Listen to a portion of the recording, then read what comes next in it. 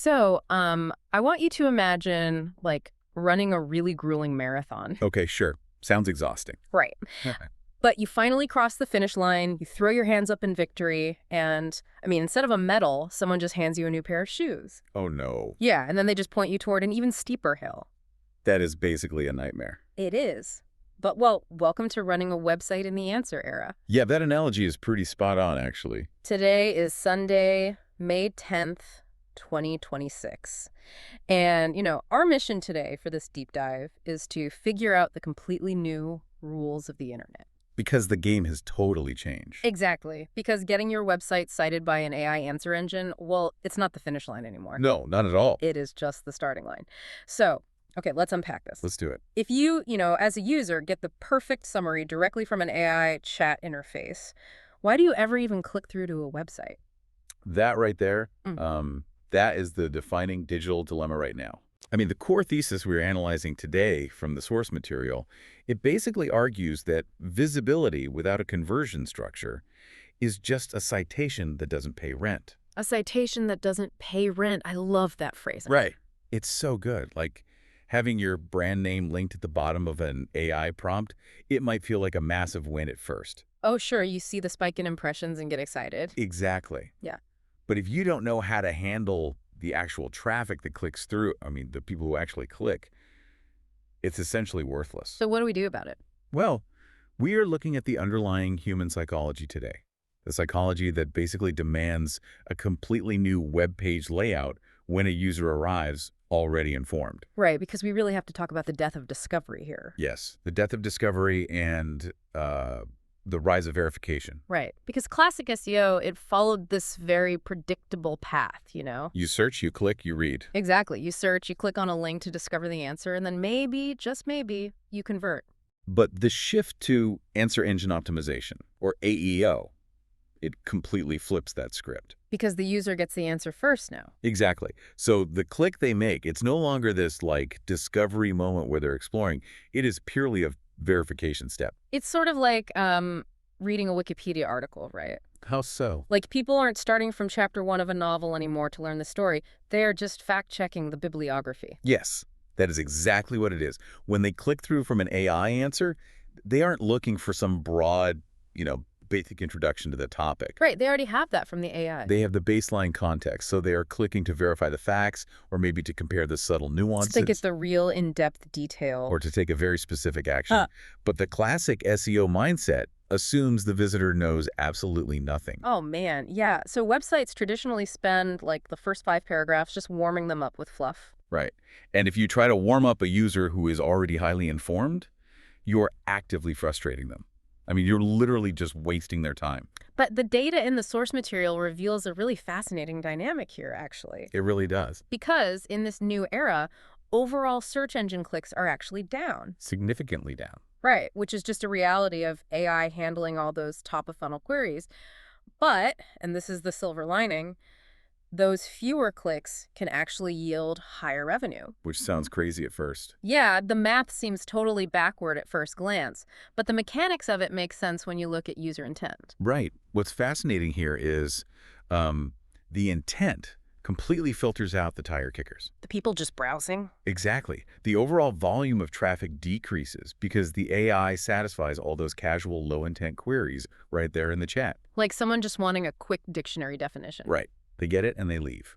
But the people who actually take the time to click through to your site, the share of ready-to-decide clicks goes way, way up. Yeah, the user arriving at your digital front door now is operating with incredibly high intent. So your goal as a website owner has to completely shift. Exactly. Right. You are no longer trying to just get the click. The AI already facilitated that interaction for you. Right. Your entire objective now is just to win that verification moment. Okay, so if the goal is to win that verification moment with a totally informed user, the obvious question is, like, how much time do we actually have? To convince them. Yeah, to convince them they didn't make a mistake by clicking on our link. Oh, the psychological window here is shockingly narrow. Like, how narrow? The text said, what, 10 seconds? Yes, 10 seconds. Wow. In digital terms, that is basically nothing. It really is nothing because Okay. within those critical first 10 seconds, the informed user is aggressively scanning your page. What are they looking for so fast? They're looking for 4 specific signals. Okay, what's the first one? First is confirmation. They need to know almost instantly, like, is this exactly what I asked the AI about? Makes sense. If they don't see it, they bounce. Exactly. Second is proof. They're thinking, why should I trust this site's authority over the AI summary? Right, because the AI is already pretty convincing. Yep. Third is decision support. So they're looking for parameters or rules or some sort of framework to help them actually weigh their options. And the fourth? Fourth is a helpful next step. They want a tool, a selector, or just a really clear path to apply the information they just verified. So if those 4 signals aren't immediately obvious, what happens? Cognitive friction takes over, and they bounce. They are gone. That is so wild. The strategy to capture those signals completely flips traditional marketing on its head. It really does. Like, one counterintuitive fact from the source that blew my mind was that the best conversion pages right now, they don't sell harder. No, they don't. They actually just reduce uncertainty faster. Yes. You don't need a louder megaphone, you just need a clearer map. And that map is built on what the source calls the answer to action framework. Right, the A2A framework. Exactly. And it has 3 completely non-negotiable components. Okay, break them down for me. First is the answer. You literally must confirm they are in the right place instantly. So how do you do that practically? It usually takes the form of a crisp, maybe 2 to 3 line direct answer right near the absolute top of the page. No fluff? Zero fluff. No introductory paragraphs about the history of the topic, just the answer. Okay, so answer is first, what's second? Second is assurance. So proving trust. Yes. You have to prove trust and actively reduce their fear of buyer's remorse right then and there. How does that look on the page? It requires a mini proof block.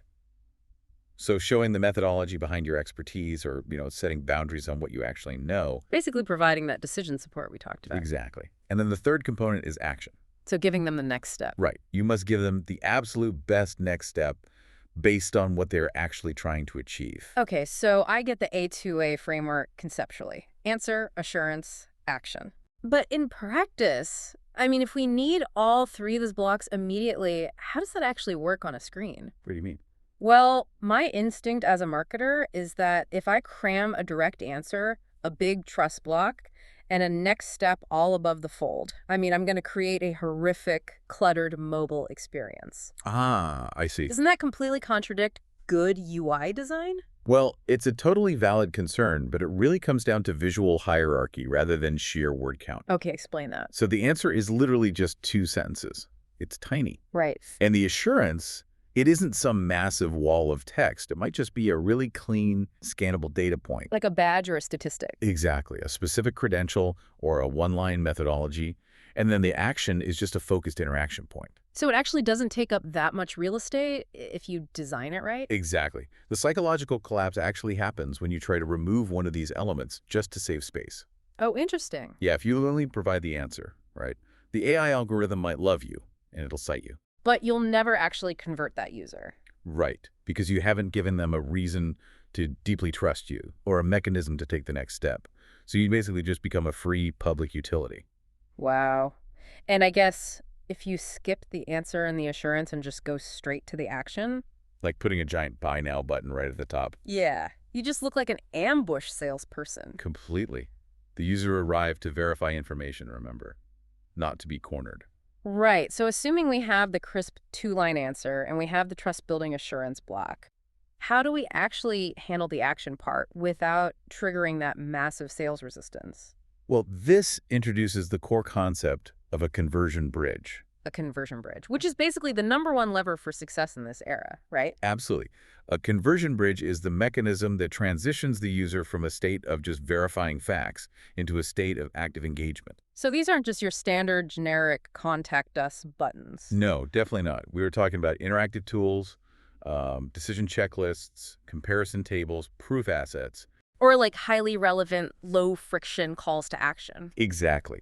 But the absolute key to making a bridge actually work is that you cannot just slap a random interaction point onto a page. Right. It has to match. It has to perfectly match the user's intent at that exact specific moment. Okay, let's break down that intent matching, because this is where the strategy gets incredibly practical for anyone listening. Definitely. So queries generally fall into four types, right? Yes. First are informational queries. The user is asking what is, or how does, or why. So the perfect bridge there is going to be a checklist, maybe a glossary link, or a set of guided next questions. Nothing too pushy. Right. Second type is comparison queries. Think like X versus Y or best X for Y. So what's the bridge there? You need a comparison table with extremely clear criteria, like best for and avoid when. Oh, I like the avoid when. That builds a lot of trust. Exactly. And you pair that with a tool to get a personalized recommendation. Then the third type is transactional queries. Things like price, book near me, or order. And this is where you finally offer a direct, immediate next step. Because they're ready to buy. Right. Book a slot, get a quote, check inventory. And finally, we have troubleshooting queries like, why is my software crashing? Or how to fix a leaky pipe. Right. The bridge for that needs to be a step-by-step fix, followed immediately by a still stuck support link. So basically, meeting the user exactly where their mind is at that exact second is the only way to maintain trust. It is the only way. It's like, imagine you walk into a really high-end restaurant. Okay. You're looking at the menu, and you ask the waiter, hey, what's the difference between the ribeye and the filet? Which is a classic comparison query. Exactly. Yeah. Now imagine the waiter just completely ignores your question, leans in, and just screams, buy the steak, right in your face. I would literally run out of the restaurant. You'd leave immediately. But if you look at your own company's landing pages right now, how often are you doing exactly that? It happens all the time. Right. When a user asks a comparison question and your only bridge on the page is a generic contact sales button, you are just screaming at them to buy the steak. And to make it even worse, if you stack 5 different buy the steak calls to action on that exact same menu, you guarantee the customer walks out. Which brings up a critical warning from the source text. Yes. 5 CTAs equals 0 CTAs. 5 equals 0. Always. When you give an informed user 5 different bridges to cross, you just create cognitive overload and decision paralysis. Because of Hick's law, right. Exactly. Hick's law dictates that the more choices you present to someone, the longer it takes them to actually make a decision. So you really must pick exactly one conversion bridge per page. Yes. And that single choice must be entirely dictated by the intent of the query. Pick one and commit to it. Okay, so among all these different types of conversion bridges we just talked about, the checklists, the tables, the proof blocks, the source material specifically points out that interactive tools dramatically outperform everything else. They really do, particularly for scenario-driven queries. So there is a massive unfair advantage to using tools here. Huge advantage. Interactive tools are just uniquely suited for this answer era. Why is that? Well, think about why someone turns to an AI in the first place. Usually to get a really specific answer. Right. They are looking for advice tailored to their specific, highly unique scenario. Tools bridge that gap perfectly on your site. Because they capture the user's actual situation. Exactly. They radically reduce decision fatigue by doing all the heavy lifting of the calculation or the comparison for the user. And it creates a natural next step that just feels like genuine help. Right, rather than a targeted, pushy sales pitch. And the execution of this can take so many smart forms. Like what? Well, the source lists some great examples. We're talking about which option is best for me, selector, or cost and value estimators. Those are great. Readiness audits, compatibility checkers, time savings calculators, even just a beautifully designed compare two options tool. But you can't just build some convoluted internal software program and shove it on your website. No, definitely not. There's a specific rule for this, right? The AEO tool rule. Yes. A tool must produce an output that can be summarized in exactly 3 lines. 3 lines. 3 lines. It must be easily shared, and it must be able to be used as a trigger for the literal next step in the journey. So no massive reports. Right. If your interactive tool requires a user to, download a 10-page PDF report and spend 20 minutes interpreting their own results, it completely fails the verification test. Because they don't have 20 minutes. They give you 10 seconds. Exactly. The output has to be immediate, highly scannable, and actionable right then and there. You know, hearing all this entire methodology just makes the old website playbook look like an absolute dinosaur. It really does. Because for the last decade, B2B and B2C sites alike have been built around this giant hero image at the top of the page. Usually paired with some highly emotional, incredibly vague copywriting. Yes. But that structure was designed to catch traffic from paid ads or, blind discovery clicks where you really had to dazzle people into staying. Right. But in a high-trust verification environment, dazzle is just annoying. Gets in the way. Yeah, that massive hero image actively fails you because it pushes the core answer and the assurance block totally below the fold. So the user ends up spending their critical 10 seconds staring at a stock photo of, like, people smiling in an office. Instead of getting the confirmation they actually need. Exactly. And if we connect this to the bigger picture, the shift away from the hero image and toward interactive tools, it completely changes how success is measured. Oh, the metrics totally changed. Yeah.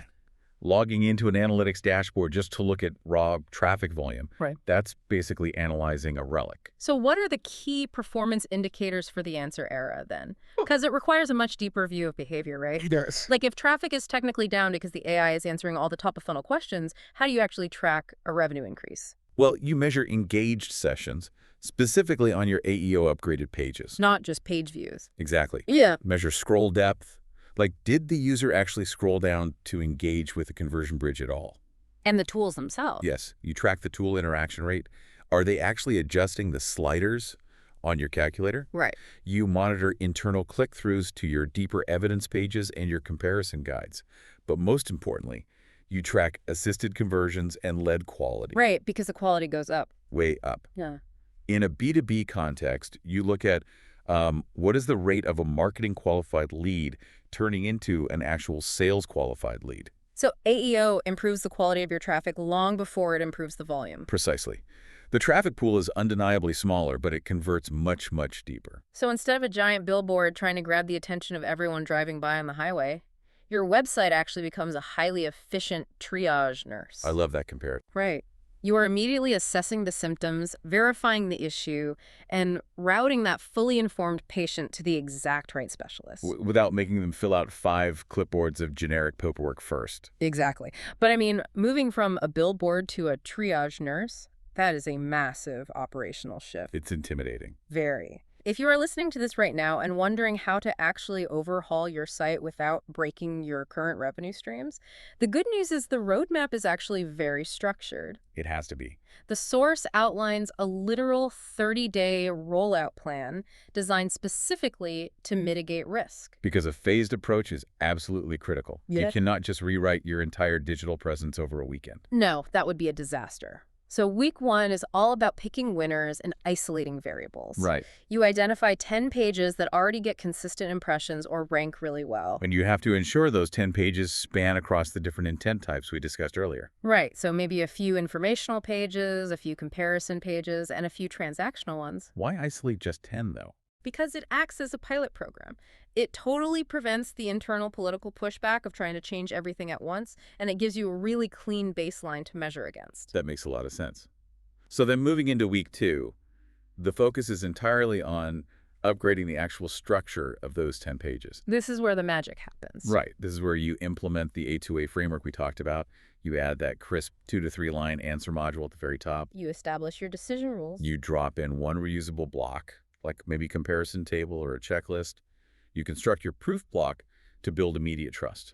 And you include, what, 6 to 10 short, highly relevant follow-up FAQs? Exactly. Just clean structural upgrades. Then week 3 is where you actually build the bridge. The fun part. Yep.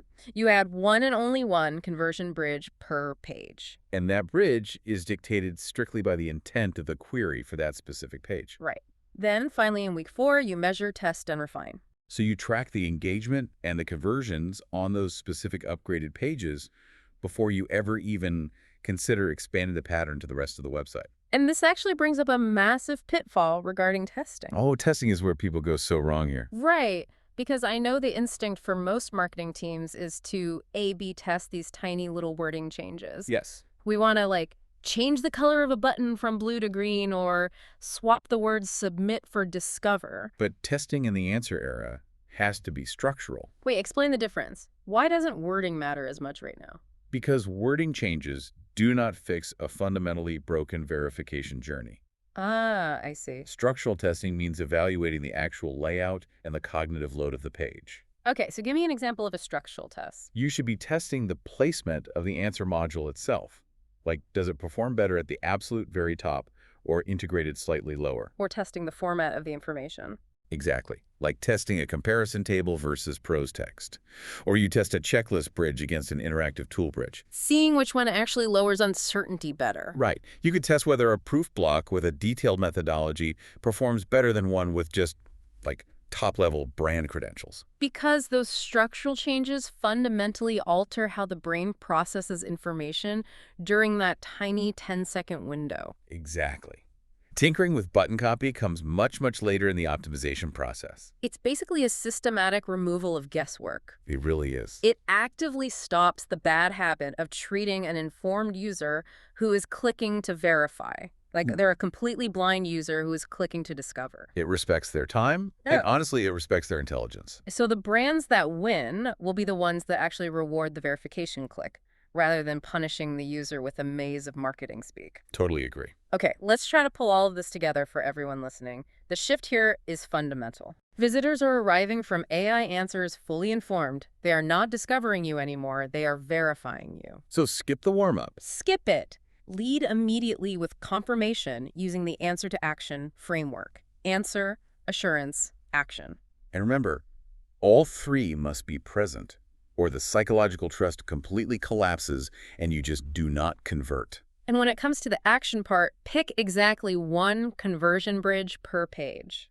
Dictated entirely by the intent of the user's query. And whenever possible, leverage interactive tools. Calculators, selectors, and audits, they are going to beat generic calls to action every single time for scenario-driven queries. Because visibility without a conversion structure is just a citation that doesn't pay rent. Doesn't pay rent, exactly. But, this actually raises an important question. No, what's that? Well, the mechanics of everything we discussed today focus on building these highly effective conversion bridges and tools on your own website. Right. But the landscape is moving incredibly fast.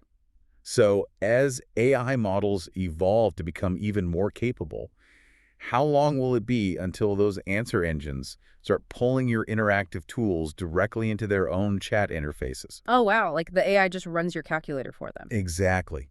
If the AI becomes the tool itself, and the user never even have to visit your digital front door to get their scenario solved, how will you prove your trust and win the conversion then? Man, that is a really heavy thought to leave on. It's the next frontier. A whole new level to the game that we're just going to have to keep tracking. Definitely. We'll keep questioning, keep learning, and take a really hard look at your own landing pages this week. Good luck out there. Think back to that marathon. Getting cited by the AI is just the starting line. Now you actually have to run the race. Thanks for joining us on this deep dive. We'll see you next time.